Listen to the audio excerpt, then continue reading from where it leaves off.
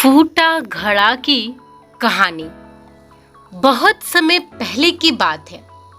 एक गांव में एक किसान रहता था। उसके पास 2 घड़े थे। उन दोनों घड़े को लेकर वह रोज सुबह अपने घर से बहुत दूर बहती एक नदी से पानी लेने जाया करता था। पानी भरने के बाद वह उन घड़ों को एक बांस की लकड़ी के 2 सिरों पर बांध लेता और उसे अपने कंधे पर लाद कर वापस घर तक लाता था। रोज सुबह उसकी यही दिनचर्या थी। दोनों घड़ों में से एक घड़ा सही सलामत था, लेकिन दूसरा घड़ा एक जगह से फूटा हुआ था।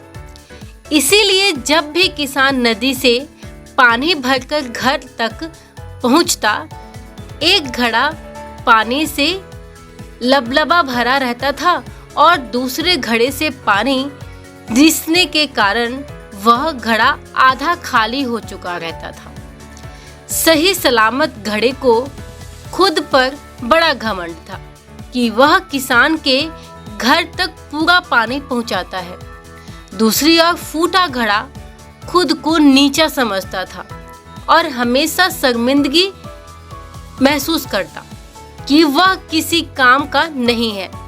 उसे बहुत शर्मिंदगी महसूस होती कि उसके कारण किसान की पूरी मेहनत बेकार चली जाती है। एक दिन उस फूटे घड़े से नहीं रहा गया और उसने किसान से क्षमा मांगते हुए कहा, मालिक, मैं खुद पर बहुत शर्मिंदा हूँ। मैं ठीक तरह से आपके काम नहीं आ पा रहा हूँ। किसान ने पूछा, क्यों? ऐसा क्या बात हो गई? घड़े ने बताया, मालिक, शायद आप इस बात से अनजान हैं कि मैं एक जगह से फूटा हुआ हूँ और नदी से घर तक पहुँचते पहुँचते मेरा आधा पानी रिस जाता है। मेरे इस कमी के कारण आपकी मेहनत व्यर्थ चली जाती है। सुनकर वह किसान उस घड़े से बोला, तुम दुखी मत हो, बस आज नदी से वापस आते हुए मार्ग में खिले हुए सुंदर फूल को देखना, तुम्हारा मन बहल जाएगा। फूटे हुए घड़े ने वैसा ही किया। वह रास्ते भर सुंदर फूल को देखता हुआ आया। इससे उसकी विचलित मन शांत हो गया। लेकिन जब घर पहुंचते ही उसने पाया कि वह पुनः आधा खाली हो चुका है, तो उस पर फिर से उदासी छा गई। उसने किसान से अनुरोध किया कि वह उसकी जगह कोई अच्छा सही सलामत घड़ा ले ले।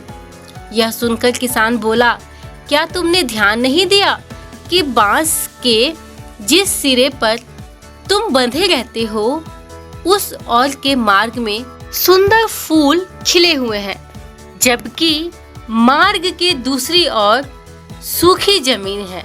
ऐसा नहीं है कि मैं इस बात से अनजान हूँ कि तुम फूटे हुए हो।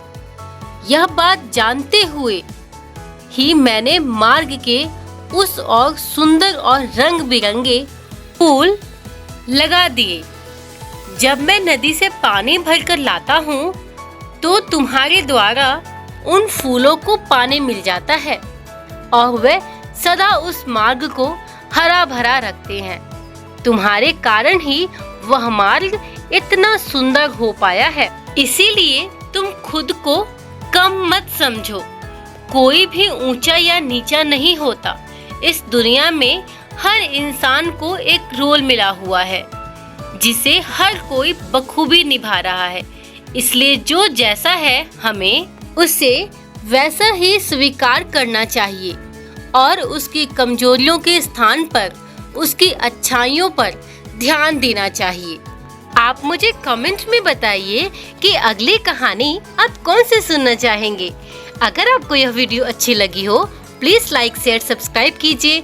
अगर आप मेरे चैनल पे नए हैं तो चैनल को सब्सक्राइब करें और बेल आइकन को प्रेस कर दें, ताकि मेरे आने वाले हर एक वीडियो की नोटिफिकेशन आपको मिलती रहे। देखने के लिए बहुत बहुत धन्यवाद। फिर मिलते हैं नए वीडियो के साथ में, तब तक के लिए बाय बाय।